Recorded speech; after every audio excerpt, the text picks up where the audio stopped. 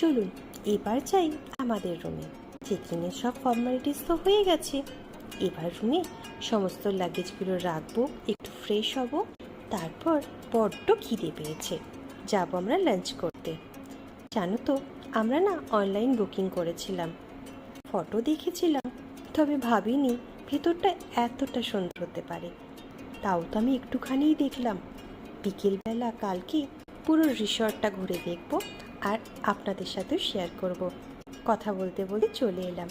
এই হচ্ছে আমাদের রুমের একদিকের ভিউ। চলুন রুমটা দেখাই এবার। রুমটা কিন্তু সত্যিই বেশ বড়, তবে বাচ্চাদের জন্য একদমই ঠিক আছে। দেখলেন তো, দুজনে দুটো স্কুটার কিন্তু নিয়ে এসেছে। বাইরেও চালাতে পারবে, রুমের ভেতরেও চালাতে পারবে।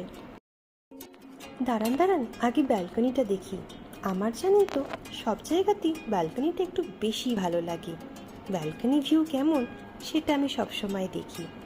এখানেও কিন্তু বেশ ভালো। তাড়াতাড়ি বাচ্চাদের ফ্রেশ করিয়ে নিই। চেঞ্জ ভাবছি এখন করাবো না, স্নান টান তো সবাই করেই এসেছে। লাঞ্চটা সেরে আসি, তারপর চেঞ্জ করিয়ে দুটোকে ঘুম পাড়াবো। পুজো যদিও ঘুমায় না, ডোডো একটু ঘুমাবে। সব মিলিয়ে রুমটা কিন্তু আমাদের ব্যাপক লেগেছে। তারপর বেরিয়ে পড়লাম লাঞ্চ করতে। যা খিদে পেয়েছে কি বলবো।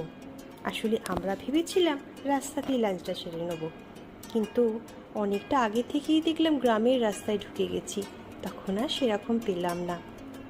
তারপর চলে এলাম এখানেই সেরে নেব। চলুন এবার চটপট বাচ্চাদের সাথে আমরাও লাঞ্চটা সেরে নিই। দুপুরে সবাই একটু শোবো, উঠে তারপর ঘুরে বেড়াবো, আবার আপনাদেরকেও দেখাবো।